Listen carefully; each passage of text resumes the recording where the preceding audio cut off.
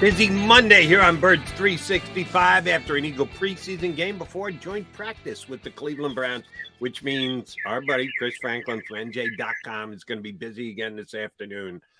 Chris Franklin, you made it to your seat in the Ravens press box how many minutes before kickoff?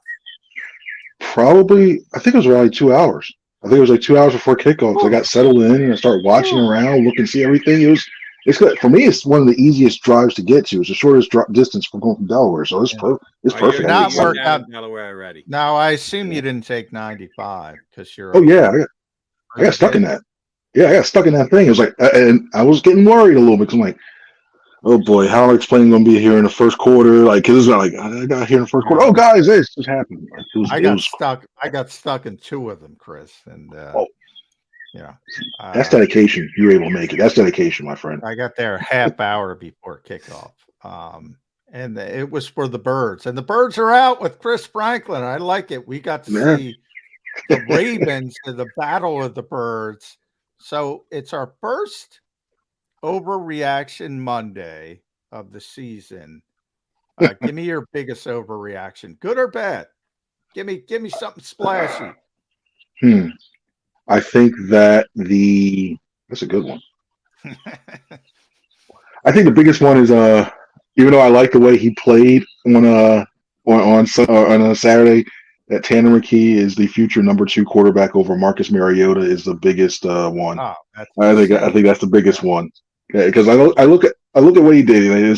He did well. Don't get me wrong, McKee did very well when he got in there, and some of those his completion percentage should have been higher because of those drops and everything else. But and also, I think Mariota, if you put him behind, say, the first team, and I think his completion percentage go up a little bit. So that'll probably be mine right now. And by the way, he might be a backup by 2024 when Marcus is out of here. But no ways he pitched. I got some of that too. Oh, McKee's going to push Mariota. No, he's not. Not even close. No. Wait till the regular season when you see those complicated blitzes and they're dropping 3 and throwing 4 from another side. It's gonna be fun. And Mariota would have to go pretty bad. You'd need an extended Jalen Hurts injury section of the season being out for Mariota to be that bad for that long for Tanner McKee to make the field. Yeah, I agree with both you guys.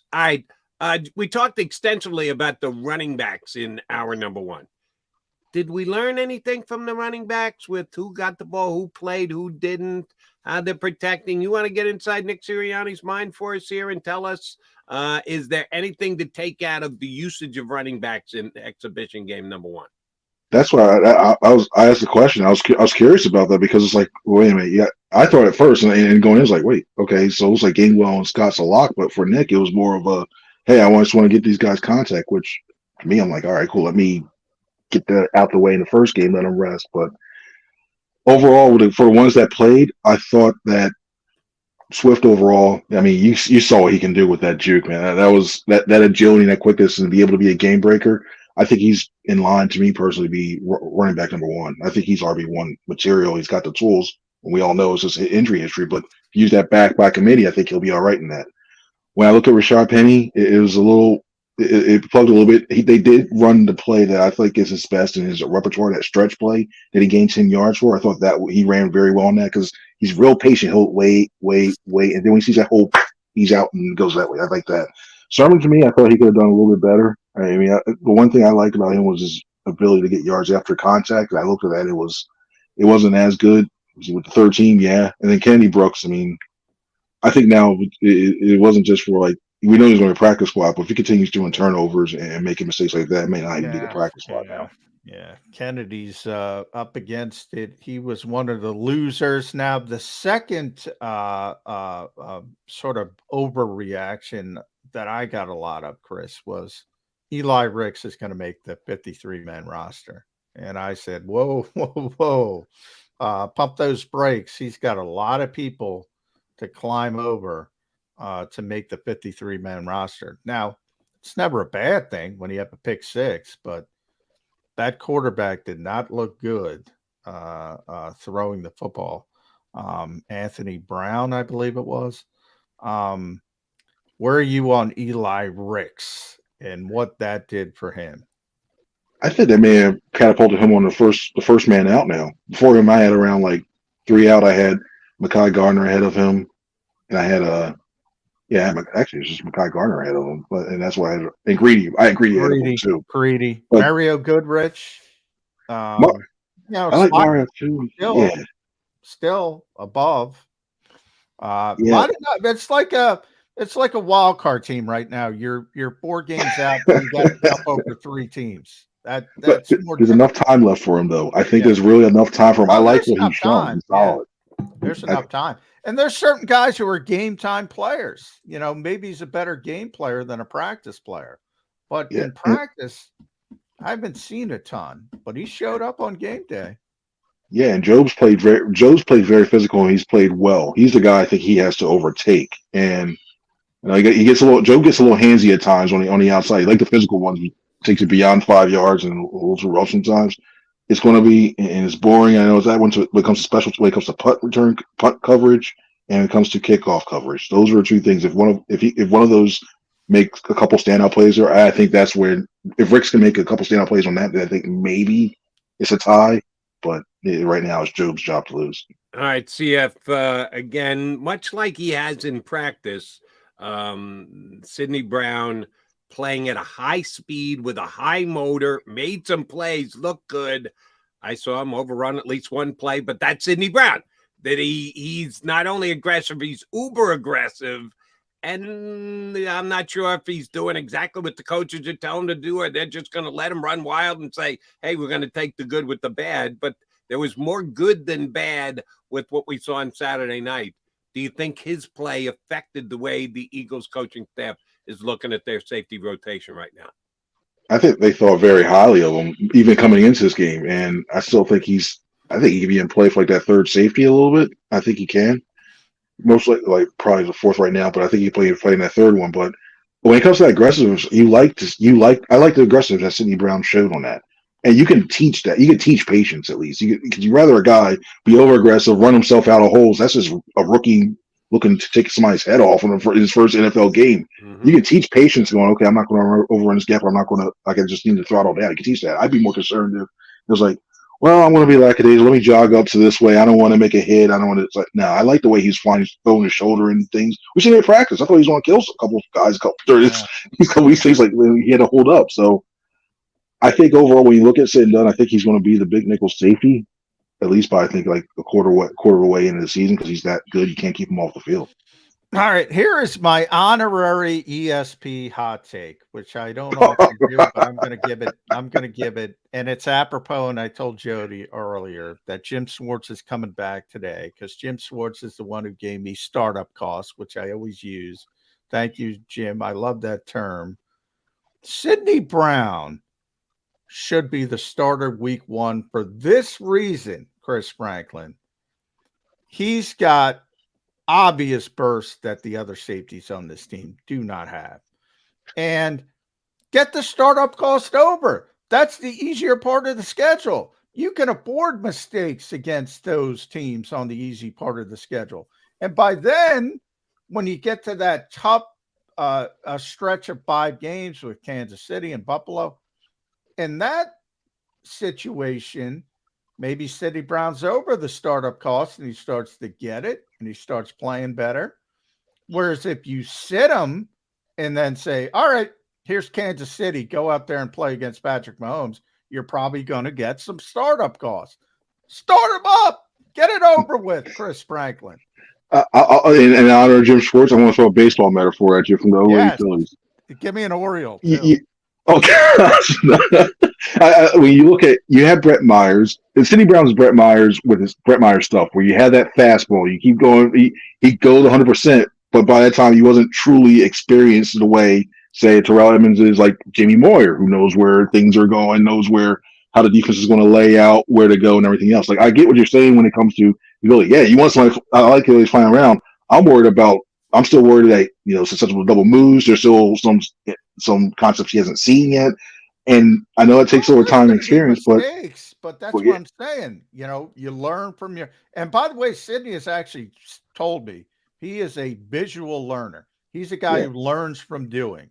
And if that's the case, and that's how he feels personally, let them learn from doing. I can accept. In other words, you can make a mistake against the Patriots and beat them.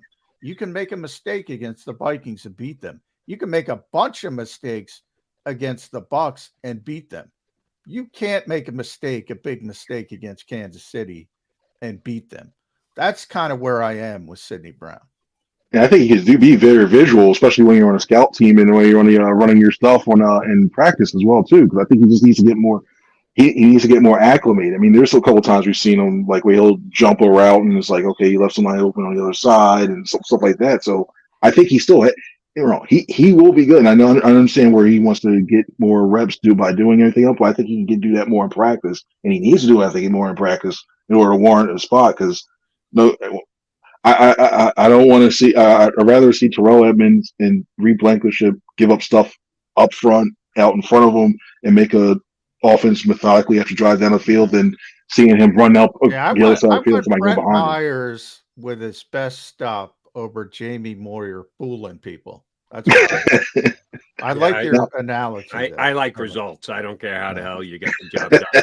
And oh, by the way, you better get those startup costs out of the way before week 6 when Aaron Rodgers throws the no look. There we go. Brown undressed. So yeah, get those startup costs out of the way before you get. But that's my point. If you're kind of hoking around and say, well, Sidney, but that might be, that's what I'm concerned about. I'm glad you bring that up, Jody. So I'll throw it at you, Chris. If you're saying we're not playing well with Kayvon and Terrell, Reed's going to be there. Reed's locked in, but Kayvon, Terrell, and then all of a sudden, Aaron Rodgers is showing up. We got to do something. And you just pluck Sidney Brown in there against Aaron Rodgers. Jody's right. He's going to abuse the kid. And that's why I want to get it over with early in the season. See, I think even if you do against Kirk Cousins, I think he's good enough to even embarrass when it comes to that too. I think it's going to be a deep pass there too. But here's the thing: you can outscore the Vikings because the defense is so bad. So you're right. I mean, Cousins can go for 350 and Jefferson can go nuts, but they can't stop anybody. So you can, how are they going to stop the Eagles? And you can win the game that way. I just think it makes too much sense. Yeah, but Chris is right be careful about the Vikings. Who looked good this weekend? Jalen Reagor played well for the Vikings. So you don't want Jalen Reagor undressing Sidney Brown because that's a the revenge tour. I'm pretty sure Jalen Reagor's not even going to make that team because they drafted Jordan Addison. He looked good. He had a good week, John. Be careful, John. But just telling you, I know it's preseason, but he made a couple nice plays. I talked to Paul Allen, the play-by-play voice of the Vikings, last night, and said, "Yeah, Jalen Reagor looked okay. They're going to have your favorite Johnny Mac." Manufactured touches for Jalen Reagor this year. It's part of the Viking offense. Be on the lookout. By the way, I love Paul Allen. Paul Allen is one of the great local play-by-play guys in the NFL. If you don't know him, Chris, he is tremendous. But you can tell Paul, he's crazy. Just repeating what he said to me last night. All right, need both your guys' takes on this. And Johnny, have your PFF grades ready for last night's Eagles game. Tyler Steen, I give him credit in that they had him taking reps at 2 different spots, which I don't know that any other player actually did, certainly not along the offensive line. They moved him back and forth between a couple of different spots. So I'll give him props for that, but nothing special, and I'm not breaking down game film the way the coaches are, so I'm going to say take my analysis for what it's worth, but didn't wow me. I think I saw him get beat on one particular play that wasn't good. More bad than good. Is that fair? Did either of you guys notice Tyler Steen at either of the 2 positions he played, good or bad? It's weird because I thought he played better at guard today in that game because Minnesota ran a lot more blitzes and something I expected them to do in the first. I'm sorry, Minnesota. Jalen Reagor on your grade. Wrong Hurts. purple On everything. spot. No, the Ravens. The Ravens were the one running those weird things because Well, they wear purple too. So yeah, that's why I got thrown. I was like, oh man, we're talking that. I remember they ran that delay. They ran it late. They blitzing the outside guy, and then they delayed the linebacker coming in, and he got caught. And it's like they're running that already. Like, all right, cool, respect. But I thought he played a lot better when he was on inside of the guard spot. But it wasn't nothing like, wow, this guy is going to be a future. Like he's going to be your. You can see like he's in the future right now. He's athletic, yeah, but he's making He's making a lot of mistakes early on when it comes to trying to do that. At least they're physical mistakes. I'll give him that. Like you see him trying to push somebody there, he's just getting the wrong. Like he was getting the wrong read a couple of times, and that one. I think Stout can fix that up. I didn't notice any egregious mistakes, but I didn't notice him standing out either. PFF had him fine. He was a green player, so he was, not Dom's orange, but he was green. They go color code. PFF does color coded too. Yeah, if you're green, you're acceptable. Let's put it that way. And he was right on the cusp. He was right on that. They said he was better as a run blocker than a pass blocker. Definitely agree. So he was okay. He was top 10. He was number 10. And if you take out the guys, Swift, who barely played, he was no Fred Johnson from their perspective, but he was okay. Fred played well. He did. Yeah. He played really well. But yeah, I thought he was fine. I didn't see anything egregiously bad from Tyler Steen. And, it's tough for a rookie he's got to play. And Stoutland, when we talked to him, Chris pointed that out. Like he's going to be a backup. He's going to be one of those 8 guys. If he is, he's got to play multiple positions. I mean, that's just what it is. He needs to learn how to get that. He needs to learn that. He's more familiar with tackle, but he needs to get as many reps as possible in that guard spot. Because if not, it's going to be rough. All right. How much more valuable is today's joint practices than the preseason game?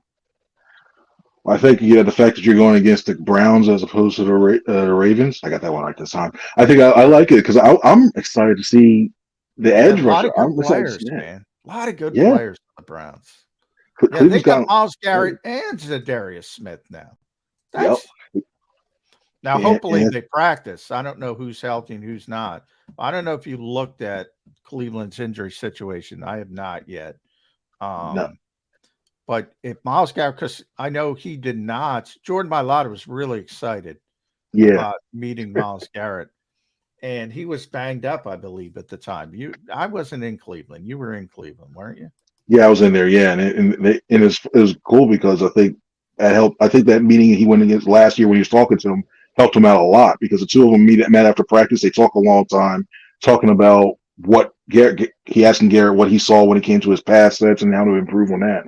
And they were there for about a good 10, 15 minutes afterwards, just sitting there talking to him and Lane Johnson, the three of them. So I thought that was very beneficial.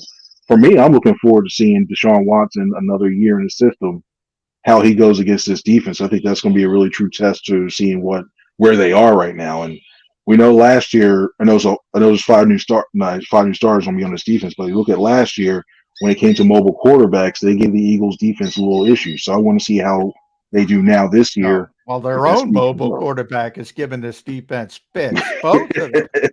They can't stop the quarterback run. So you're right. Deshaun doesn't do it as much as Jalen, but here's the guy to keep the eye on. If you're right, Dorian, it stays the same as it's been. Dorian Thompson-Robinson, the Browns have already played 2 preseason games because they played the Hall of Fame game against the Jets. So I watched that entire game. And he made a couple plays with his legs. He did that when he was at UCLA. Yeah, if that's been an issue for the Eagles in practice, and Johnny tells me every day it has been, be careful because Dorian Thompson-Robinson's going to take off and make plays against them today. And by the way, they also have Josh Dobbs, who's their backup. He can move. And Kellen Mond, even the 4th stringer, can move. So, all their quarterbacks are mobile. And that's been a big issue for the Eagles. Every time Jalen Hurts runs a quarterback draw, it's like, untouched. It's ridiculous. Yeah. I mean, 5 yards downfield before he gets a guy in near him. So especially, you think up the middle sometimes. I know some of his design play, and I like some of the way it's drawn up. I won't go too much into that, but some of the ones, like, it's just like the off tackle ones right up the middle. You're like, where is it? It's almost like the Indianapolis game last year, where you're like, Yeah. how did he get so open? He's good at that. So part of it is just Jalen, but that's a good point, Chris. That will be an interesting test because the Browns have mobile quarterbacks. Now the back, obviously defensively, you brought that up a little bit.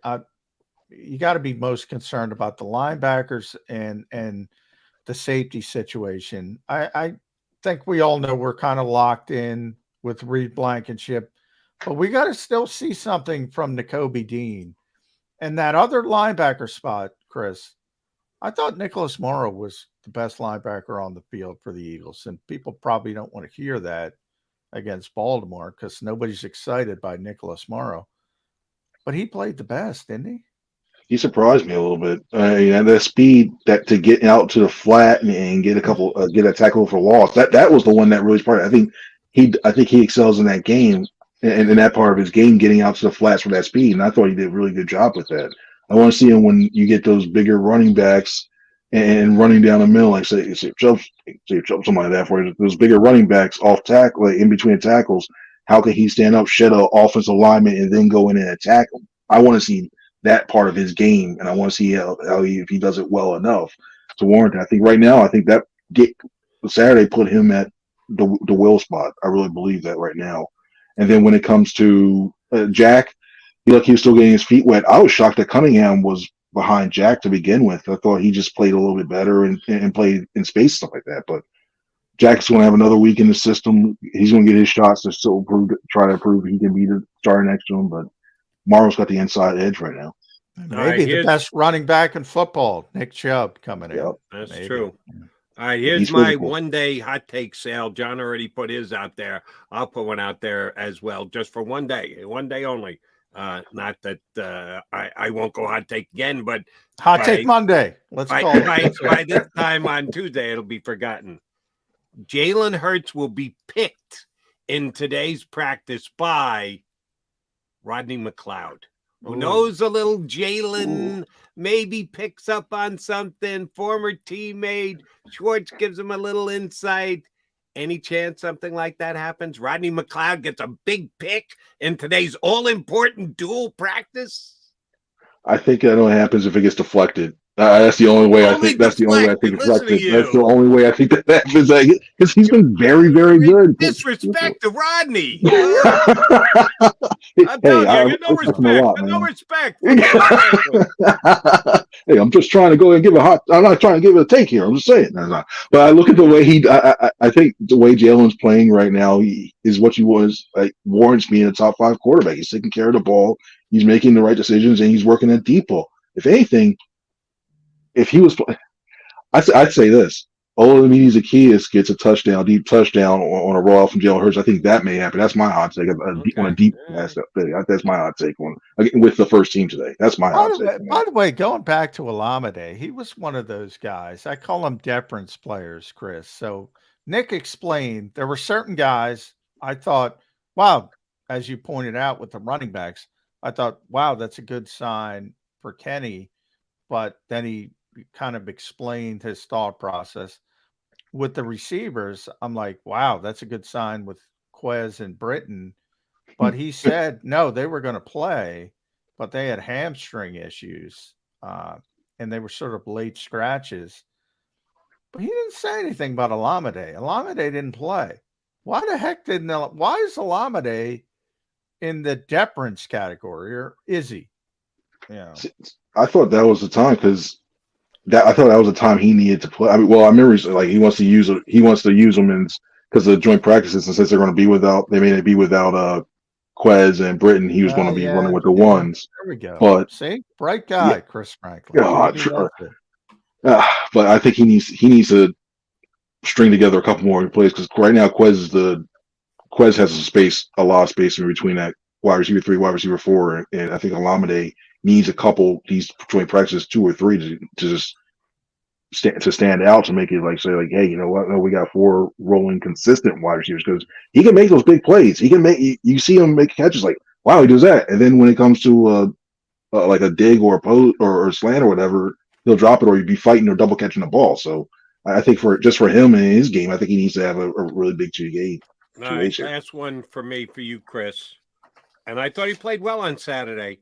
Will you even see Ben Van Sumeren today? Or because this is more important, Ben, you need to stand here on the sideline. Yeah, special. You'll get in during the special stuff. He made a couple plays on Saturday night. Yeah, they like him as a practice squad guy. They think it almost like to me he reminds me of like the Christian Ellis type, where they can let him be on the practice squad, let him get like work with him a little bit and see if he can come back next year. But unfortunately, because of the Achilles injury, Sean Bradley, he's going to see a lot more time, I think now. And I got to get that in. Yeah. At C Franklin News, I'll end it there with you. Make sure you follow Chris on X, not Twitter, X. At C Franklin News, NJ.com, does a tremendous job. So everybody was excited by Eli Ricks, understandably so, splash plays. But I thought from the start, Makai Gardner has been, pretty consistently ahead of him in practice. You mentioned Sean Bradley's injury. Makai Gardner flashed on special teams last night. He had the forced fumble that was recovered by Rick Lovato. He had 2 tackles, I believe, on special teams. Is that more important than Eli Ricks showing up against the 4th-string quarterback? I think given what we've seen from the special teams, yeah. Legit. I think especially going down covering, because even the kickoff, they gave up a lot of yards early on. And I think that they need as many playmakers on that side of the ball as can. I thought that if anything, Bradley injury, I had Marl being out. I didn't think they were going to keep all 3 veteran linebackers. I think now you got the spot now, because I thought maybe you get rid of one because he didn't want to guarantee, even though it's like $1 million or whatever, he didn't want to guarantee the contract. So they may have gotten rid of one of those 3, but now I think that just solidifies you got all 3. And now you got to rely on players who haven't necessarily played special teams in the past. So maybe you go Makai Gardner, or maybe you go Ricks or somebody like that to fill in for Bradley. But Bradley played more on the interior, like one was he was a like an L2, L1, 2, L3. Yeah. So maybe you need a bigger linebacker in order to replace that. Yeah. Chris Franklin, CM Punk impersonation better than his Rodney Dangerfield. So give credit where credit is due. It's covering time, yeah. Nice. Chris Franklin, wrestling guy. It's clobbering time, baby. There you go. CF, great stuff as always. We're going to get you on plenty as the season rolls along. Thanks for doing it. And be careful with 95. If you didn't learn from Saturday, 95 equals traffic, and it could go into Eagle practice today. So leave early, Franklin. I might have to leave around 2:00 just to make sure I'm there by 4. I know. This point now. I know. Hate that road. Hate that road. Chris, thanks, brother. Appreciate it. Post game, Chris is back. We love it. We will be punching Chris up plenty on Mondays during the season here on Birds 365. All right, McMahon and McDonald got to come back, put a bow on the show. Stick around.